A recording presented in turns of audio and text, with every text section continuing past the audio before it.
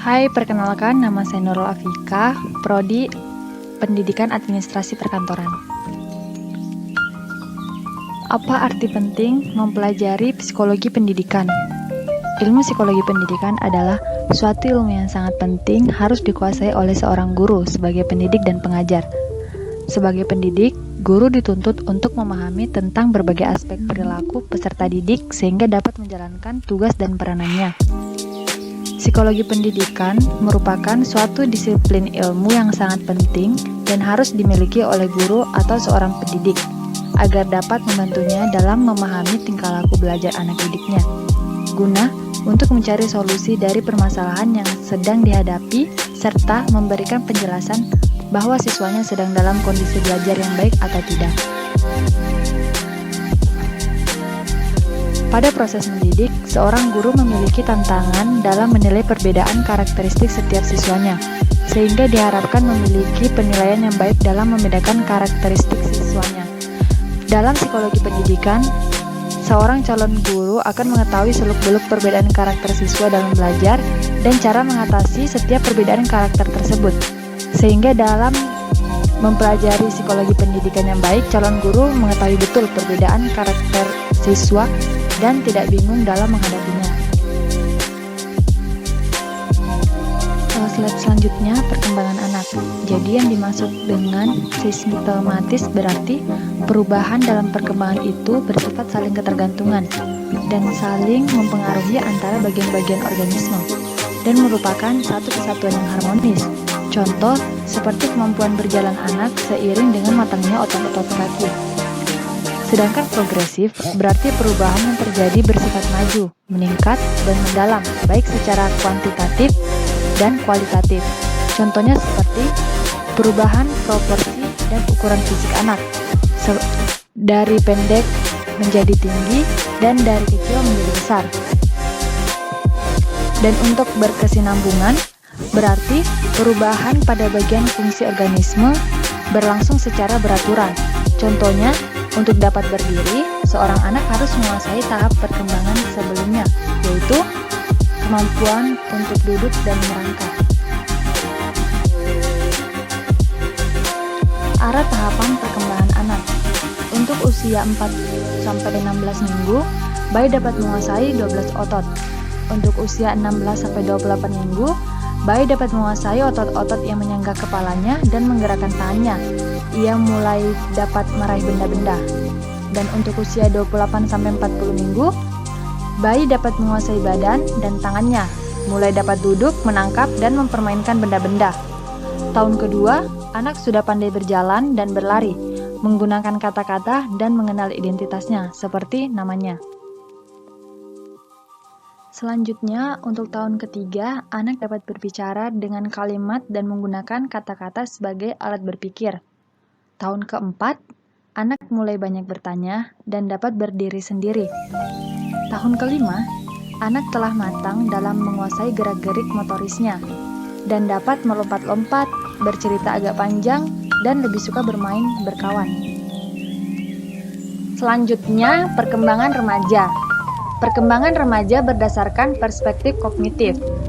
Masa remaja adalah suatu periode kehidupan di mana kapasitas untuk memperoleh dan menggunakan pengetahuan secara efisien mencapai puncaknya. Ditinjau dari perkembangan kognitif, masa remaja sudah mencapai tahap operasi formal, yakni suatu tahap perkembangan kognitif yang dimulai pada usia kira-kira 11 atau 12 tahun dan terus berlanjut sampai remaja mencapai masa tenang atau dewasa. Selanjutnya, perkembangan remaja berdasarkan perspektif sosial. Pada masa remaja berkembang, yaitu kemampuan untuk memahami orang lain. Pemahaman ini mendorong remaja untuk menjalin hubungan sosial yang lebih akrab dengan orang lain, terutama dengan teman sebaya, baik melalui jalinan persahabatan maupun percintaan. Dan yang terakhir, perkembangan remaja berdasarkan perspektif emosi. Pada usia remaja awal, perkembangan emosinya menunjukkan sifat yang negatif dan reaksinya yang sangat kuat terhadap berbagai peristiwa atau situasi sosial. Emosinya bersifat negatif dan temperamental, sedangkan remaja akhir sudah mampu mengendalikan emosinya. Sejumlah perubahan yang dipengaruhi perkembangan emosi remaja. Yang pertama, perubahan jasmani. Kedua, perubahan pola interaksi dengan orang tua, perubahan interaksi dengan teman sebaya, dan perubahan pandangan luar. Perbedaan individu. Perbedaan individu adalah suatu perbedaan yang dimiliki oleh setiap individu, baik fisik maupun non-fisik, yang menjadikan seorang memiliki karakter atau ciri-ciri yang berbeda antara satu dengan yang lain. Adapun sumber perbedaan individu berasal dari dua faktor, yaitu faktor bawaan dan faktor lingkungan. Faktor bawaan merupakan faktor-faktor biologis yang diturunkan melalui pewarisan genetik oleh orang tua. Dan untuk faktor lingkungan adalah faktor yang mengakibatkan perbedaan individu yang berasal dari luar diri individu. Adapun macam-macam faktor lingkungan, yaitu status ekonomi orang tua, pola asuh orang tua, dan budaya. Selanjutnya, teori belajar behavioristik, teori belajar kognitif, dan teori belajar humanistik. Teori belajar behavioristik berasal dari kata behavior, memiliki arti tingkah laku. Dengan kata lain, manusia belajar dipengaruhi oleh kejadian-kejadian di dalam lingkungannya yang akan memberikan pengalaman-pengalaman belajar.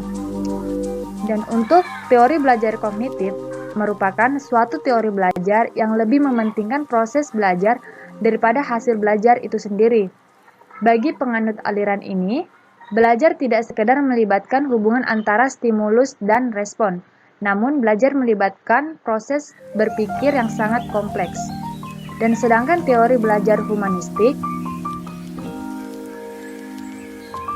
dalam teori humanistik, yang menjadi tujuan belajar adalah memanusiakan manusia. Jadi, peserta didik dalam proses belajarnya harus berusaha mencapai aktualisasi diri dengan sebaik-baiknya. Proses belajar baru dianggap berhasil jika anak didik mampu memahami dirinya sendiri dan lingkungannya. Jadi, belajar humanistik berbeda dengan teori behavioristik. Teori humanistik berusaha memahami perilaku belajar dari sudut pandang pelaku belajarnya, bukan dari sudut pandang pengamatnya. Maka dari itu, yang menjadi tujuan utama para guru adalah membantu anak didik untuk mengembangkan dirinya sendiri. Bagaimana membantu anak didiknya agar dapat lebih mengenal dirinya sendiri, sehingga dapat mengembangkan potensinya yang dimiliki masing-masing.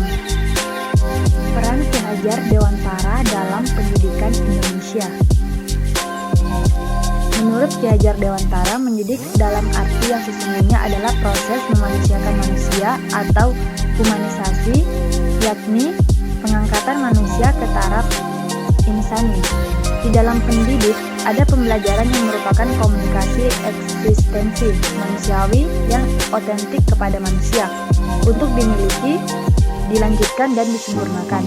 Jadi sesungguhnya pendidikan adalah usaha bangsa ini membawa manusia Indonesia keluar dari kebodohan dengan membuka takdir aktual transenden dari sifat alami manusia atau humanis. Menurut Ki Hajar Dewantara, tujuan pendidikan adalah penguasaan diri, sebab disinilah pendidikan memanusiawikan manusia atau humanisasi. Penguasaan diri merupakan langkah yang harus dituju untuk tercapainya pendidikan yang memanusiawikan manusia. Ketika setiap peserta didik mampu menguasai dirinya, mereka mampu juga menentukan sikapnya. Dengan demikian akan tumbuh sikap yang mandiri dan dewasa. Ya, selanjutnya motivasi belajar. Motivasi belajar merupakan suatu kondisi yang menyebabkan atau menimbulkan perilaku tertentu yang memberi arah dan ketahanan pada tingkah laku tersebut. Adapun sumber-sumber motivasi terbagi atas dua, yaitu motivasi ekstrinsik dan motivasi intrinsik. Motivasi ekstrinsik adalah motivasi untuk belajar berasal dari luar diri siswa itu sendiri, yang timbul karena adanya faktor yang muncul dari luar pribadi siswa itu sendiri, termasuk guru, baik faktor negatif maupun positif. Dan untuk motivasi intrinsik, yaitu motivasi yang berasal dari dalam diri siswa itu sendiri, yang timbul karena adanya faktor-faktor yang muncul dari dalam diri seorang siswa. Contohnya, kesadaran akan pentingnya materi pelajaran untuk kehidupannya nanti. Motivasi yang bersumber dari dalam diri ini bersifat lebih tahan lama dibandingkan dengan motivasi ekstrinsik, karena muncul atas kesadaran sendiri. Namun motivasi ini tidak selalu timbul dalam diri siswa. Evaluasi belajar. Evaluasi adalah suatu proses penetapan untuk menyatakan baik atau buruk, berhasil atau gagal, sukses tidaknya sesuatu. Evaluasi juga diartikan sebagai proses sistematis yang dilaksanakan untuk mengetahui tingkat keberhasilan dan efisiensi dari program yang bersangkutan. Manfaat atau kegunaan evaluasi yakni berupa pengambilan keputusan atau untuk mempertanggungjawabkan kegiatan yang telah dilaksanakan. Jadi setiap program yang diimplementasikan hendaknya dilengkapi dengan kegiatan pengukuran dan penilaian hasil belajar yang membedakan menjadi dua, yaitu penilaian formatif dilaksanakan untuk memantau kemajuan belajar siswa atau peserta didik, dan penilaian sumatif, yaitu penilaian untuk menetapkan hasil berupa pengalaman belajar tambahan. Siswa yang berhasil diberi penghargaan contoh sertifikat sebagai tanda bahwa ia telah berhasil menguasai kompetensi. Selanjutnya, diagnosis kesulitan belajar. Kesulitan belajar merupakan suatu kondisi dengan adanya hambatan-hambatan dalam kegiatan mencapai suatu tujuan, sehingga memerlukan usaha yang lebih keras untuk dapat mengatasinya.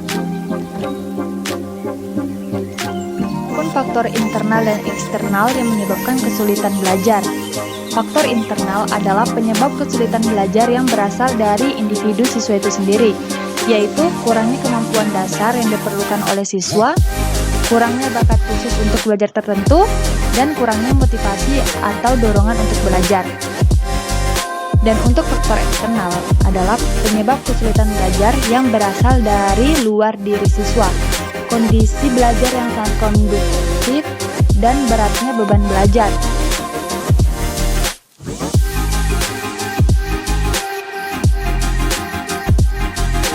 Inovasi untuk perubahan pendidikan Indonesia yang pertama mengikuti penataran.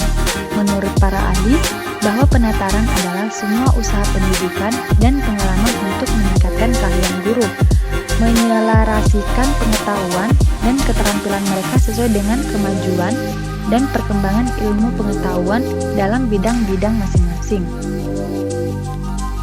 Jadi penataran itu dapat meningkatkan efektivitas dan efisien kerja, keahlian dan peningkatan terutama pendidikan untuk menghadapi arus globalisasi. Selanjutnya, mengikuti kursus-kursus pendidikan. Hal ini akan menambah wawasan. Adapun kursus-kursus biasanya meliputi pendidikan Arab dan Inggris serta komputer. Dan yang ketiga, memperbanyak membaca. Menjadi guru profesional tidak hanya menguasai atau membaca, dan hanya berpedoman pada satu atau beberapa buku saja. Guru yang berprofesional haruslah membaca berbagai banyak buku untuk menambah materi yang akan disampaikan, sehingga sebagai pendidik tidak akan kekurangan pengetahuan-pengetahuan dan informasi-informasi yang muncul dan berkembang di dalam masyarakat. Dan yang terakhir, mengadakan kunjungan ke sekolah lain. Suatu hal yang sangat penting seorang guru mengadakan kunjungan antar sekolah sehingga akan menambah wawasan pengetahuan, bertukar pikiran, dan informasi tentang kemajuan sekolah. Ini akan menambah dan melengkapi pengetahuan yang dimilikinya serta mengatasi permasalahan-permasalahan dan kekurangan yang terjadi, sehingga peningkatan pendidikan akan bisa tercapai dengan cepat.